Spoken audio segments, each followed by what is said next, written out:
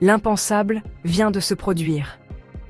Pour la première fois dans l'histoire militaire algérienne, nos systèmes de défense ont dû affronter l'arme la plus redoutée des arsenaux modernes, les missiles hypersoniques. 2 projectiles AGM-183A ARRW, fleurons de la technologie américaine capables de voler à plus de Mach 5, ont été lancés contre notre territoire depuis une position encore indéterminée en Méditerranée. Ces missiles, conçus précisément pour contourner les défenses anti-aériennes conventionnelles grâce à leur vitesse vertigineuse et leur trajectoire imprévisible, représentaient une menace d'une toute autre dimension. Leur cible probable, nos installations de commandement stratégique près d'Alger. Washington pensait sans doute réaliser une frappe chirurgicale rapide, profiter de la supériorité technologique de ses armes hypersoniques pour frapper avant que nos défenses ne puissent réagir. Erreur monumentale. Nos systèmes de défense multicouches, combinant radars russes de dernière génération et batteries S-500 récemment déployées, ont détecté, verrouillé et intercepté les 2 missiles en phase terminale de vol. Résultat, 2 missiles hypersoniques américains détruits, 0 impact sur nos installations. Les débris récupérés portent des marquages Lockheed Martin et Northrop Grumman. Le Pentagone observe un silence absolu depuis 36 heures. Abonnez-vous, activez la cloche et partagez massivement. Cette victoire historique doit être connue de tous. Les missiles hypersoniques représentent la nouvelle frontière de la guerre moderne. Contrairement aux missiles balistiques traditionnels qui suivent des trajectoires prévisibles ou aux missiles de croisière qui volent à vitesse subsonique, les missiles hypersoniques combinent vitesse extrême et manœuvrabilité.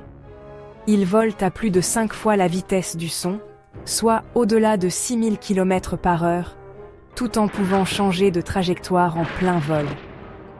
Cette combinaison les rend théoriquement quasi impossibles à intercepter. Les systèmes de défense classiques calculent les trajectoires ennemies pour anticiper leur position future et programmer l'interception.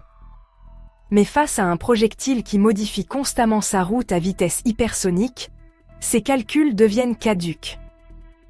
Washington, Moscou et Pékin ont investi des milliards dans cette technologie. Considérée comme l'arme ultime capable de percer n'importe quelle défense. L'Algérie vient de démontrer que même l'ultime peut être vaincue. Puis, les écrans radars se sont illuminés brutalement.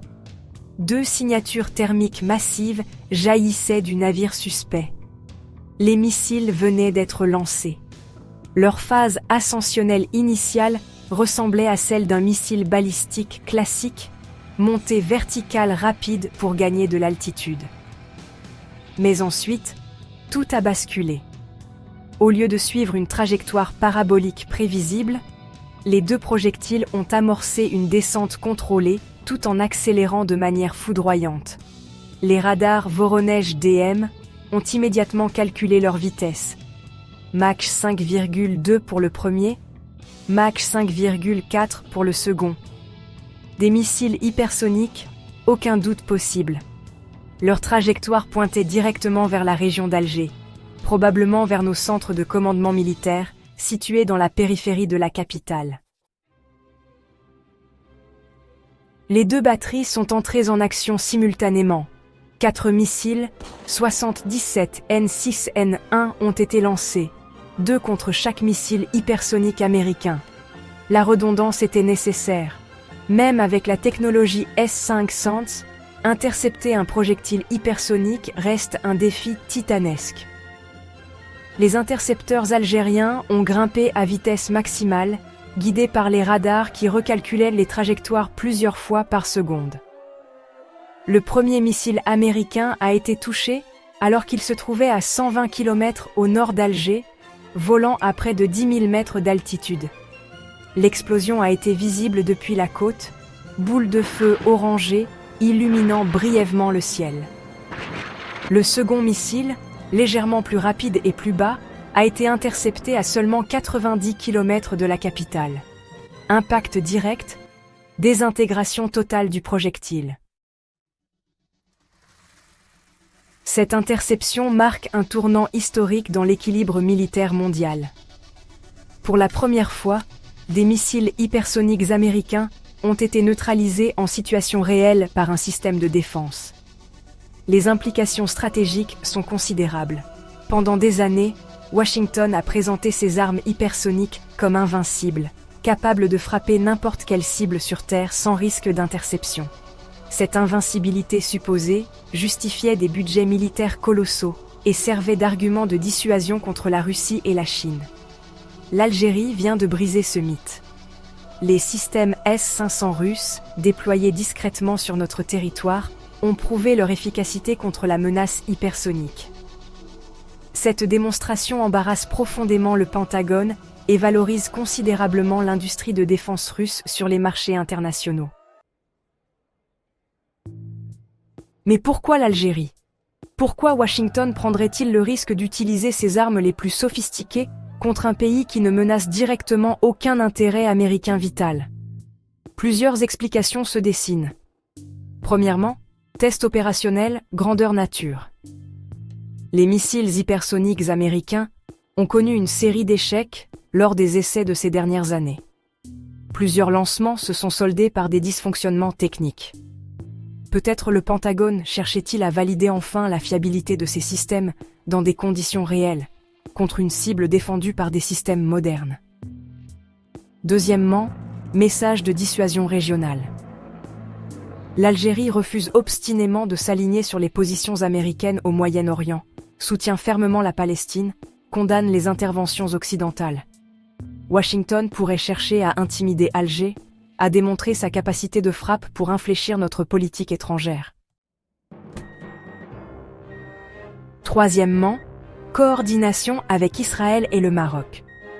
Plusieurs sources concordantes suggèrent que cette frappe s'inscrivait dans un plan plus large, visant à affaiblir simultanément nos capacités militaires. Le timing n'est pas anodin. L'attaque survient quelques jours après l'interception du drone israélien et les tensions croissantes avec Rabat. Un axe Washington-Tel Aviv-Rabat chercherait-il à tester systématiquement nos défenses, à identifier nos failles, à préparer une offensive coordonnée future? L'hypothèse paraît extrême, mais ne peut être écartée compte tenu de l'accumulation récente d'incidents impliquant ces trois acteurs. La réaction américaine suit le schéma désormais habituel, silence total. Aucun communiqué du Pentagone, aucune déclaration de la Maison-Blanche, aucune mention dans les médias américains grand public. Seuls quelques sites spécialisés en défense évoquent vaguement des rumeurs d'incidents en Méditerranée. Washington ne peut ni confirmer ni démentir sans s'exposer à des conséquences diplomatiques majeures. Reconnaître l'attaque, c'est admettre une agression caractérisée contre un pays souverain. Nier, c'est laisser circuler notre version accompagnée de preuves matérielles irréfutables.